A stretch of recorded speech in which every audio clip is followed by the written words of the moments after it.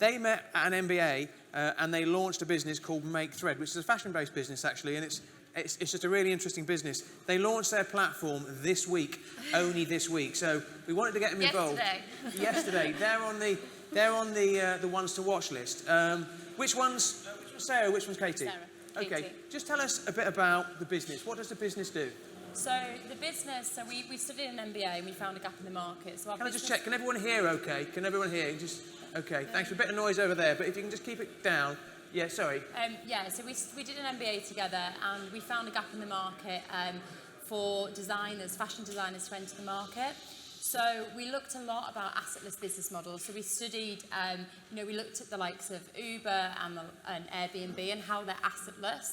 So what we do is we are a fashion platform that amalgamates e-commerce, social media and crowd curation together, which everything on its own is not unique, but when you combine them together, nobody else is doing that.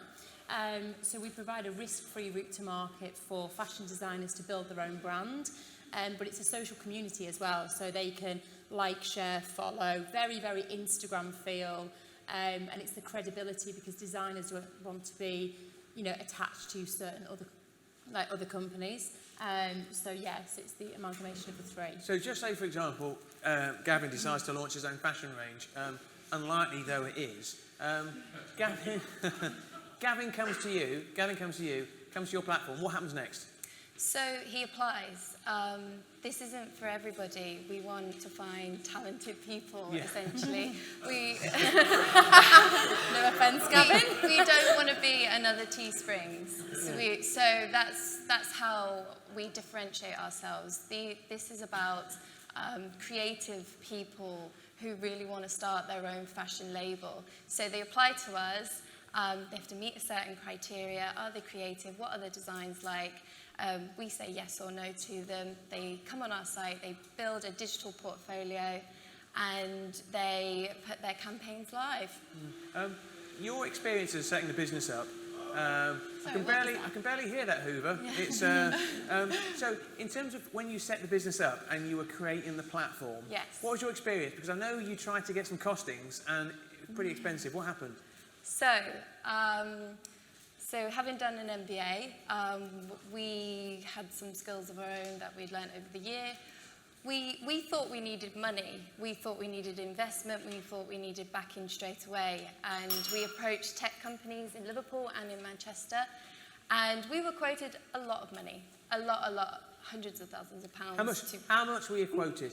And you don't have to name the name, but if you want to, feel free. But how much were you quoted to create this platform? I looked at the website yesterday. It's more than just a website. It's interactive. It's got to be. Totally. How much were you quoted? We were quoted in excess of 150k. Yeah. In excess of 150,000 pounds for a platform. Without naming names, is that a Liverpool City region-based company quoted you? Oh, a few. Multiple. Yeah. We didn't just go to one. Yeah. Right, yeah. okay. So what we did was we stripped it back. So our background is not tech. The idea was basically on my kitchen floor was every single process was mapped out, and it was click here and it takes you here, and we basically designed the whole functionality of the site. And as you said before, you've used the site, it's really usable, and it integrates the three technologies together like really, really well. Because from users, we basically designed the functionality of it. You did a first raise to friends and family. I think it cost you 1/10 of that in the end, and it looks fantastic as well. I'm going to ask a question. 17% of people who work in tech are women. Facts. There aren't enough women working in tech as well. There aren't enough female entrepreneurs. So you're in a minority straight away. Do you think you've been treated any differently because you're female? Well, there's two sides. It's a double-edged sword, really. I mean, instantly they sort of think, women in tech. I mean, we've been doing the expo at the Smart Factory Expo today, and we were on Innovation Alley. We were invited to go and present there, and it was quite interesting because instantly, as soon as we turned up, they were like, "Oh, women in tech." Yeah, as if it was a big deal, and it shouldn't be. It shouldn't shouldn't be a big deal. Yeah. So we've had both sides. Yeah. Yeah. No, you're exactly right. I mean, I've got two daughters, but they're not encouraged to go into tech, but they're not encouraged to go into manufacturing either. There's a big play there. You're based at you're working at the Baltic Triangle. Yeah. How do you find that? I mean, in terms of, is that a great place to launch a business? And is Liverpool a great place for a startup business? Yeah, definitely is. So we bootstrapped our business as much as we can. We borrowed money from friends and family. So we hot desk essentially from the Baltic Creative, and we've met some really great people. Everyone's friendly, supportive, you get to know people. It is a great place to start in Liverpool because, you know, rent's cheap. You can start without having massive overheads. And there is support from the likes of LCR Activate. There's not a great deal of support, but it is going there. So for me, to say to another startup, get yourself into an area like the Baltic Creative where there is a bit of a support group, where you can network, where you can meet people and be introduced. That's probably the best. Activate provided some grant support, didn't they? Yes. You know, when you got this stomping great big £150,000 quote. Final question, if I may, before I introduce the Vice President from GP Bullhound. That's how important he is, the Vice President. In terms of what it means to be included on that list. You know, you're a startup, you know, you launched a platform yesterday, the ink is still wet.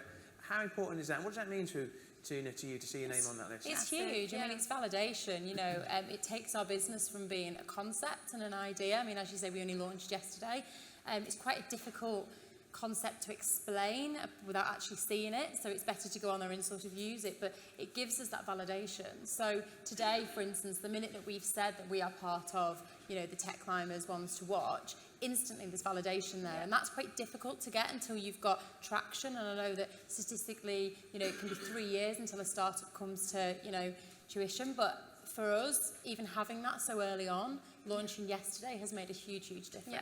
Listen, well, thanks very much for taking part. I don't know if we've got any questions for this panel. I mean, the great thing is, actually, I only found out about the business being launched yesterday. I only asked you yesterday, would you like to get involved in this event? I think it's really important. We hear so many different opinions as well. Absolutely fantastic. Put your hands together for our second panel. Thank you.